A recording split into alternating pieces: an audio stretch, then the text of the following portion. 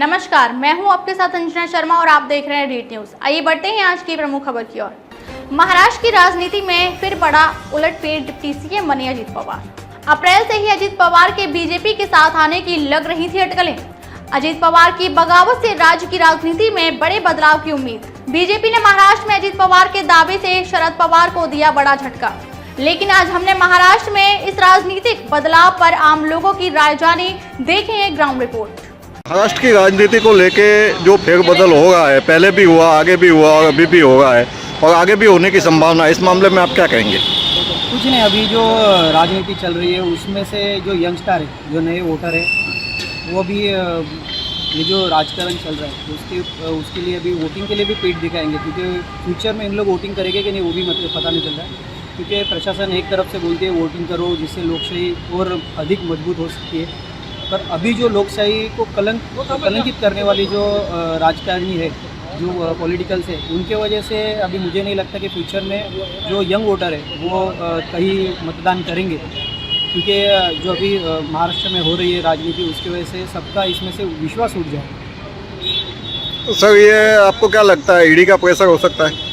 नहीं, जो गवर्नमेंट जो कोई टीम्स रहती है, जो प्रशासकीय कोई यंत्रणा रहती है, उसका उपयोग तो राजकारणी करते ही रहते, पर अभी जो फिलहाल जो चल रहा है उसकी वजह से हर एक नागरिक को ये जो प्रशासकीय यंत्रणा है उसके बारे में भी समझ में आने लगा है। जो 60 साल में किसी ने इस यंत्रणा का जिसने फ़ायदा नहीं लिया, पर उसका फ़ायदा लेने के बाद किस तरह से राजनीति हो सकती है वो अभी फिलहाल दिख रहा है। अभी क्या लगता है, महाराष्ट्र के मुख्यमंत्री में भी फेरबदल होगा या सिंधे ही टिके रहेंगे? फिलहाल महाराष्ट्र की राजनीति में कब क्या हो सकता है बता नहीं सकते। कल तक जो विरोध में बैठे थे वो आज सत्ता में, और उनको अच्छी तरीके की उनको पोजीशन भी मिली, तो आज जो सत्ता में वो कल कौन से पोजीशन में होगा वो बता नहीं सकते। अभी महाराष्ट्र के मुख्यमंत्री के नाम पे 3 चेहरे, फडणवीस, शिंदे और ये पवार, तो इसमें से आपको क्या लगता है आगे जाकर 2024 में कौन सा चेहरा सामने आएगा पब्लिक के? मुझे तो लगता है अभी जो फिलहाल राजनीति चल रही है उसमें इन लोगों को के वजह से जो अभी पॉलिटिकल में जो बदलाव आए हैं, फ्यूचर में ऐसा भी हो सकता है ये उस पोजीशन पे रहेंगे या नहीं रहेंगे, या कोई अलग तरीके की राजनीति भी महाराष्ट्र में हो सकती है। कोई तीसरा ही चेहरा निकल के सामने आए? चौथा। हाँ सर। ओके सर, धन्यवाद। ये महाराष्ट्र की राजनीति में जो उठापटक हो गई है काफ़ी लंबे समय से, इस मामले में क्या कहना चाहेंगे आप? आज जो है राजनेताओं में कोई सिद्धांत नहीं है, पार्टी निष्ठा नहीं रह गई है, लोग अपने स्वार्थ में है। जिधर लोगों को अपना स्वार्थ दिखाई देता है आज लोग उधर चले जाते हैं, जनता का कोई ख्याल नहीं। जो मतदाता उनको वोट देते हैं, जिस विचारधारा के नाम पे देते हैं, उसका भी कोई पालन नहीं कर रहा है। तो एक प्रकार से आज जो है जनता के साथ जो है नेताओं की ठगी हो रही है, और ये जो है जो लोगों ने भ्रष्टाचार किया है, गलत तरीके से जो है संपत्ति बनाया है, तो आज जो है वो कार्रवाई से बचने के लिए कुछ लोग मजबूरी में भी जा रहे हैं। तो जनता जो है असमंजस में है, वो ये सोच रही है कि ये लोग अपने स्वार्थ के लिए जा रहे हैं या अपनी मजबूरी के कारण जा रहे हैं। तो जनता में बहुत असमंजस है, और इस बार ऐसी स्थिति है कि कौन नेता किस पार्टी में कब है और कब कहाँ जाएगा उसका कोई भरोसा नहीं रह गया है। तो कुछ ही टाइम पहले भाजपा राष्ट्रवादी पर भ्रष्टाचार का ब्लेम लगा रही थी, और आज वो भाजपा राष्ट्रवादी को अपने अंदर ले गई है। नहीं, देखिए क्या है, भ्रष्टाचार कोई मुद्दा नहीं है नेताओं के लिए। सभी जो है वो भ्रष्टाचार में, कोई कम कोई ज़्यादा जो है सब भ्रष्टाचार में ही लगे हुए हैं। और उसमें सिर्फ इतना है कि अगर अपना भ्रष्टाचार किसी को दिखाई नहीं देता है, दूसरे का भ्रष्टाचार दिखाई देता है। जो ये कुछ सालों से ऐसा चल रहा है कि अगर वो विरोधी पार्टी में है तो भ्रष्टाचारी है, अपने साथ में आ गया तो वो बहुत पाक साफ हो जाता है। तो ये राजनीति का खेल है, जनता को इससे कोई मतलब नहीं है। पहले शिवसेना के साथ हुआ, अभी राष्ट्रवादी के साथ हुआ, आगे भी दूसरी पार्टियों के साथ हो सकता है, आपको लगता है? आज जो है धन बल और सत्ता का बल, उसका जो है सत्ता का दुरुपयोग हो रहा है, और जिसकी जितनी ताकत है वो उतनी ताकत से जो है अपने विरोधी पार्टी के नेताओं को दबाने का काम कर रहे हैं। और जो स्वच्छ छवि के लोग हैं वो तो किसी के प्रभाव में नहीं आते हैं, लेकिन जिसके भी कोई भ्रष्टाचार है, कोई गड़बड़ी उनके ऊपर है, तो वो लोगों की मजबूरी हो जाती है कि भाई उनके साथ जाएं या जेल में जाएं, ईडी के सामना करें। तो ऐसी लोगों के सामने एक समस्या भी है। आज इस तरह से जो है हम इतने दिनों से देख रहे हैं, एक 40-45 साल से देख रहे हैं, राजनीति के करीब भी रहे पत्रकारिता में होने के कारण, लेकिन ऐसा कभी नहीं हुआ। जो ये गंदा खेल जो है अभी कुछ दिनों से चल रहा है। आपको क्या लगता है इसके अंदर ईडी का दबाव हो सकता है? नहीं, ईडी का दबाव जो है हो सकता है, नहीं हो सकता है वो तो मैं नहीं कह सकता, लेकिन जो देखने में आ रहा है वो तो शरद पवार ने भी कहा कि हमारे जो लोग गए हैं उसमें मंत्रिमंडल में शामिल हुए, उसमें जो है कई लोगों के ऊपर जो है ईडी का कार्रवाई चल रही थी। दूसरे भी आरोप जो है लगा रहे थे, मोदी जी भी लगा रहे थे, तो उनके ऊपर कार्रवाई का संकेत दिया जा रहा था, इसलिए भी वो गए हैं, तो उनकी मजबूरी भी हो सकती है। ठीक है, महाराष्ट्र की राजनीति में उठा पटक के मामले को लेकर आप कुछ कहना चाहेंगे?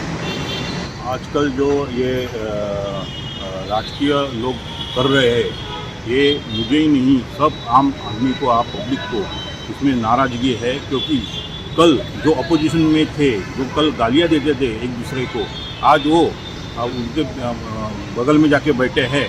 इससे सब नागरिक बहुत नाराज़ है, क्योंकि जिन्होंने हर एक का अपना अपना मत रहता है। वो अपन कोई भाजपा को देता है, कोई शिवसेना को देता है, कोई कांग्रेस को देता है, कोई राष्ट्रवादी को देता है। उनके अलग अलग वैचारिक भावना है।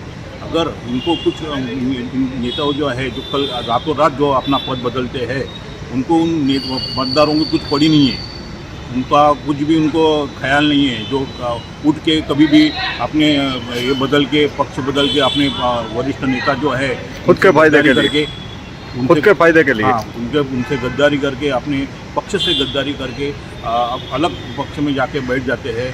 इससे क्या होता है कि आने वाली अपनी जो पीढ़ी है वो सोचती है कि ये राजनीति है कि क्या है, ये गंदी नीति है, ये राजनीति नहीं है, ये गंदी नीति है। आने वाले अपने जो यंगस्टर है, जो पढ़े लिखे बच्चे हैं, वो बोलेंगे कि बाबा ये राजनीति में हमको जाना ही नहीं है, क्योंकि ऐसी राजनीति हमने कभी देखी नहीं है। इसमें सच्चाई नहीं है, निष्ठा नहीं है, ऑनेस्टी नहीं है, तो ऐसी राजनीति नहीं चाहिए। और अपन जो मतदान करते हैं, मुझे लगता है जो अपन मतदान करते हैं तो उसको मतदान अपन करते हैं कि उन लोग की 10 पीढ़ियाँ बैठ के खावे, इतना पैसा जमा करने के लिए करते हैं क्या? ऐसे हमको क्वेश्चन आता है मन में कि बाबा ये इनको क्यों मतदान करें, ये गफला करेंगे, ये बड़े बड़े घोटाले करेंगे और पैसा कमाएंगे, हम पैसा कमाएंगे, जिसका कुछ मतलब ही नहीं कि इतना पैसा उनको कमी है, कितना भी पैसा कमाए उनको कम है।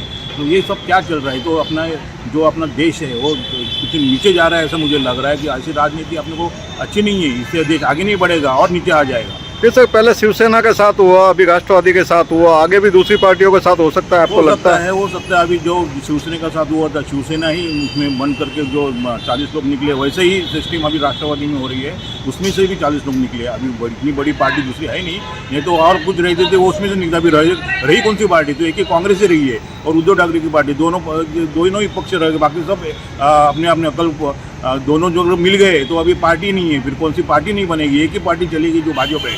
तो अगर कांग्रेस भी कभी उठ के उनमें चला जाता है तो कुछ कहने की बात ही नहीं है आगे। कि सर शिवसेना के जैसे निशान इनको शिंदे साहब को मिला, उसी तरह से इसका भी निशान करना पड़ेगा, जाने की संभावना है, क्योंकि ये भी दावा कर रहे हैं कि हमारी भी राष्ट्रवादी है और उधर शरद पवार की राष्ट्रवादी हमारी है। तो जैसे दो शिवसेना बनी उसी तरह से राष्ट्रवादी भी दो बन जाएगी। इसमें भी झगड़ा हो जाने वाला है। अभी तो आप देख रहे हैं कि 2 गठ में अभी झगड़े चल रहे हैं, सामने आ रहे हैं, और उससे क्या होने वाला है? इसमें क्या मालूम है क्या? इसमें लोगों को विश्वास है ना टूट जाता है। लोग बोलते हैं क्या चल रहा है, हम लोग ने उनको क्यों चुन के दिया और ये क्या कर रहे हैं?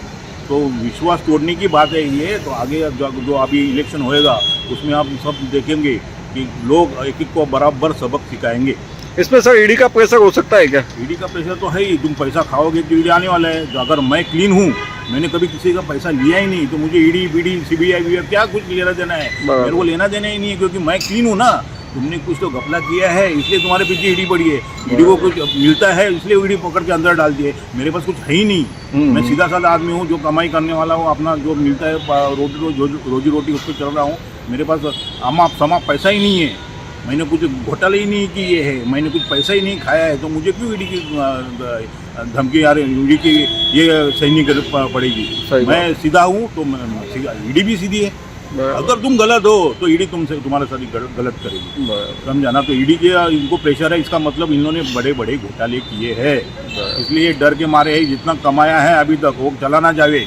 हमने जो अभी तक कहा हमारे बच्चों का भविष्य उज्जवल हो जावे, इसलिए ये लोग इसके लिए दल बदल कर उठ के भाजपा में चले जा रहे हैं, क्योंकि भाजपा तो वॉशिंग मशीन है, बराबर है। वो तो भ्रष्टाचार लोगों को अब अंदर लेती है और वॉश करके बाहर निकलती है। अभी ये कौन सी पार्टी है? भाजपा में तो आपने सब नीति मरता ही गला दी है, क्योंकि अभी भाजपा में कुछ रहा ही नहीं है। मुझे लगता है जो भाजपा का जो एक एजेंडा था क्लीन पार्टी, अच्छी पार्टी, आरएसएस को उनको पकड़ा था, ऐसा कुछ नहीं रहा। ना खाएंगे ना खाने देंगे, ना खाएंगे ना खाने, लेकिन ऐसा कुछ नहीं, खाने वाले को अंदर ले रहे हैं, अंदर ले रहे क्लीन करके भेजो। तुम खाने वाले नहीं थे, बराबर। खाने भी नहीं देने वाले थे, उसका वो क्या हो गया? सही बात है। वो किधर गया तुम्हारा पैसा? खाते रहे जो खा रहे थे पैसा, तो तुम बोल रहे थे कल परसों तो कि ये इन्होंने इतना बड़ा घोटाला किया है, इतना। अभी कल मोदी साहब बोल रहे थे उस दिन की राष्ट्रपति ने 80,000 करोड़ का घोटाला किया है, आज बोलते हैं वो क्लीन हो गए। आज ये कौन सा तरीका है आपका काम करने का? पब्लिक सब जानती है, ये ध्यान में रखो, सब सोच रही है कि तुम लोग क्या कर रहे हैं ना, सही उसका बात है। नतीजा ना तुम